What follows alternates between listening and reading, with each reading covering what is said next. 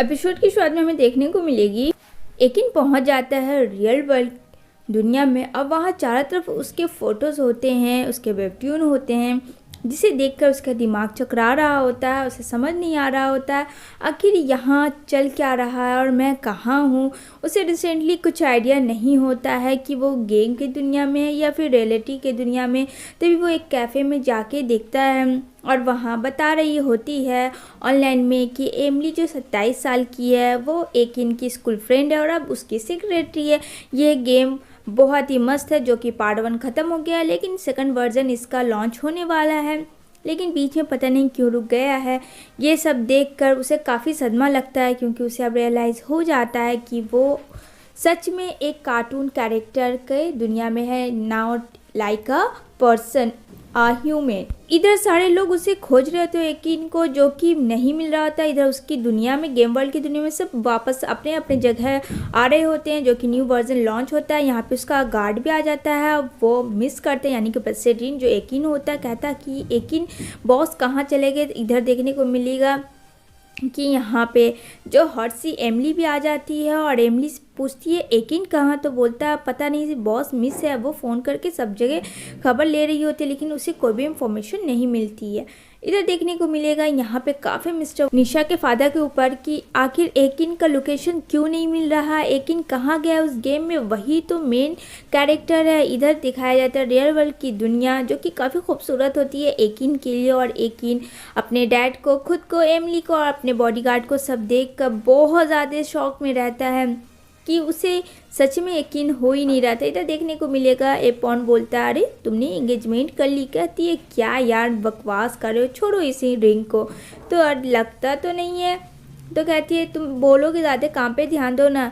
लेकिन निशा बहुत टेंस में होती है कि पता नहीं नेक्स्ट सीज़न क्या होगा, कैसा गेम होगा। तभी वहाँ उससे कोई मिलने आता है, यानी एपॉन से। तो बोलता है क्या बात है, तो यहाँ पे बोलता है यकीन मैं निशा का फियांसे हूँ, मुझे उससे मिलना है, तो क्या आप उसे बुला सकते हैं। तो यहाँ पे बोलता है पोकन तुम उसके फियांसे हो क्या, अच्छा मजाक कर लेते हो यार।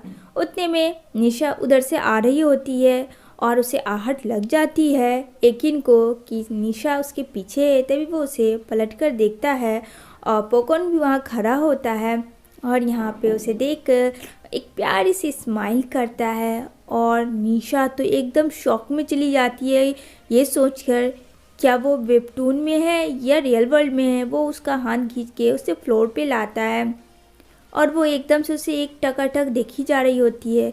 यहाँ भी बोलता है क्या हुआ, तुम्हें खुशी नहीं हुई मेरे आने से। तो कहती है नहीं ऐसी बात नहीं है, मैं कहाँ हूँ। कहता है इस बार तुम मेरी दुनिया में नहीं हो, इस बार मैं तुम्हारी दुनिया में आया हुआ हूँ और मुझे पता है जो तुम मुझे कह रही थी, मैं एक कार्टून का कैरेक्टर हूँ, ये सब मैं समझ गया हूँ। मेरे लिए इतनी मुश्किल नहीं थी, लेकिन इन सब चीज़ों को मुझे एक्सेप्ट करना होगा। ये सब सुन के काफ़ी इमोशन हो जाती है निशा, क्योंकि निशा को ऑलरेडी सारी चीज़ें पता होता है। तो यहाँ पे बोलता है कि तुम मेरा हार्ट टच करो, देखो ये धड़कता है ना तुम्हारे लिए। मैं चाहता हूँ कि तुम मेरी फियांसे तो हुई, मैंने पहले भी बोला था, और मैं यहाँ VR ग्लासेस के थ्रू तुम्हारी दुनिया में एंट्री कर सकता हूँ और अपनी दुनिया में भी कर सकता हूँ। तभी इधर कॉल आ जाता है कि ऑपरेशन है, आना है। यहाँ पे बोलती है तुम कहीं मत जाना और ये मेरा फ़ोन रखो, तुम यहीं रहना। इधर वो दोनों एक दूसरे के साथ रोमांटिक सा किस करते हैं और यहाँ पे दोनों के लिए बहुत इमोशनल वाला किस होता है, साथ में रोमांटिक भी होता है। और यहाँ पे बोलती है प्लीज़ मेरे लिए वेट करना, यहाँ से तुम कहीं मत जाना। यहाँ पे यकीन बोलता है मैं कहीं नहीं जाऊँगा, मैं यहीं पे तुम्हारा वेट करूँगा जब तक तुम ऑपरेशन करके नहीं आती हो। इधर निशा पोकन को बता रही होती है तुम्हें पता है वो यकीन था। कहता है फिर से तुम भी जो करने लगी हो आजकल क्या। तो बोलती है नहीं वो गेम में नहीं, वो हमारे वर्ल्ड में आया हुआ है। यहाँ पे बोलता है क्या सच बात है ये। तो बोलती है मैं तुमसे झूठ क्यों बोलूँगी, और उसी ने वो रिंग दी थी मुझे। बोलता है पता नहीं क्या हो रहा है इस जनरेशन में। और यहाँ पे वो खड़ा होके देख रहा होता उस दुनिया को। तभी उसके फ़ोन पे मैसेज आता है जो कि रहता निशा का, उसके डैड को देखता है वो डैड को देख के उसके काफ़ी शौक में चला जाता है और यहाँ पे सारे लोग गुस्सा कर रहे होते, ख़ासकर मिस्टर अर्जू जो कि फाइंड नहीं कर पा रहे होते हैं एकिन के लोकेशन को, और उसे लगता है कि यहाँ भी न्यू वर्जन स्टार्ट नहीं हुआ है, उसने झूठ बोला है, यानी निशा के फादर ने। आखिर एकिन गया तो कहाँ गया? तभी वहाँ एंट्री होती है एकिन की। एकिन को लोग रोकने की कोशिश करते हैं, बट निशा के फादर के पास यानी मिस्टर टैन के पास वो आ जाता है। मिस्टर टैन देख के तो उसे शॉक में चले जाते हैं, और साथ में मो, क्या मैं पागल हो गया हूँ? नहीं नहीं नहीं, ऐसा नहीं हो सकता, मैं पागल कैसे हो सकता हूँ, या मैं पागल हो गया हूँ? और यहाँ पे वो उसके पास आता है और कहता है कि आपने ही तो मुझे बनाया है, याद है या भूल गए? तो यहाँ पे बोलता है तुम इस दुनिया में क्या कर रहे हो? कहता है क्यों, आप मेरी दुनिया में जा सकते हो तो मैं आपकी दुनिया में नहीं आ सकता? तो कहता है ऐसी बात नहीं है, मैं तो बस गेम बनाता हूँ, प्रोग्रामिंग सेट करता हूँ और कुछ नहीं। तो कहता है मुझे तुमसे बात करनी है। कहता है तुम सिर्फ एक कमांड हो जो कि मेरे इशारों पे ना सकोगे और कुछ नहीं। आई बात तुम्हें समझ में? और तुम मुझे हार्म नहीं कर सकते क्योंकि तुम बिना रीज़न किसी को भी हार्म नहीं पहुंचा सकते हो, और एक तुम प्रोग्रामिंग सिस्टम हो। जैसे ही वो मारने वाला होता है लेकिन उसे पकड़ लेता है और कहता है बस बहुत हुआ, अब तुम इतने में स्ट्रांग नहीं हो कि तुम मुझे मारो। यहाँ पे मो की तो डर से बहुत ज़्यादा हालत ख़राब हो जाती है। यहाँ पे बोलता है मैंने कहा मुझे तुमसे बात करनी है, मतलब बात करनी है, और हाँ मेरे जो वर्ल्ड है उससे फिर से पहला जैसे बनाओ, और वहाँ बिल्कुल भी हार्म नहीं होना चाहिए। मो बोलता है मुझे कुछ करना होगा। तभी यहाँ पे एक इनके फादर पेन डालते हैं, लेकिन वो सडनली ठीक हो जाता है मैजिक से, और मो यहाँ पे देखकर बेहोश हो जाता है।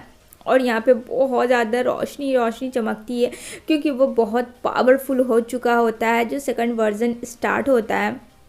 इधर उसे वो लैब में लेके आता है मिस्टर टैन, और वो सब देखता है। तो यहाँ पे बोलता है तुम मुझे बेवकूफ़ नहीं बना सकते, मुझे पता है जितनी बार भी तुमने मुझे हार्म पहुँचाया वो कोई और नहीं, सिर्फ और सिर्फ तुम थे। क्या मैं सही बोल रहा हूँ ना?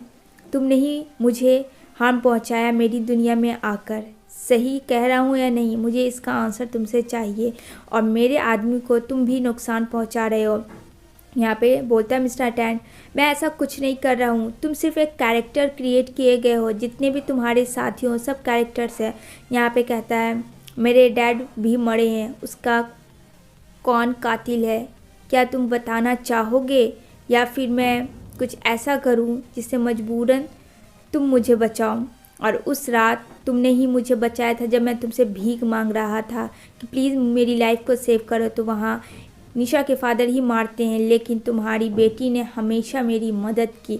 जब जब तुमने मुझे मारने की कोशिश की मेरे लाइफ में निशा हमेशा प्रोटेक्ट की। तो कहता तुम मेरी बेटी को कैसे जानते हो? यहाँ पे बोलता ये सब जानने वाली बात नहीं है, इससे तुम्हारा लेना देना नहीं है, बस इतना समझ लो कि तुम्हारी किस्मत बहुत अच्छी है कि मैं तुम्हें कुछ नहीं कर सकता, लेकिन मैं ये जानना चाहता हूँ कि मेरा डैड का कातिल कौन है। तो कहता है इससे कुछ बहस करने से अच्छा है कि मैं बोल दूँ। बोलता है मैं हूँ। इसी के साथ गाइस ये एपिसोड एंड होती है। एक इनके गन पॉइंट में होता है निशा के फादर। आगे क्या होगा इस जानने के लिए सब्सक्राइब करें मेरे चैनल को।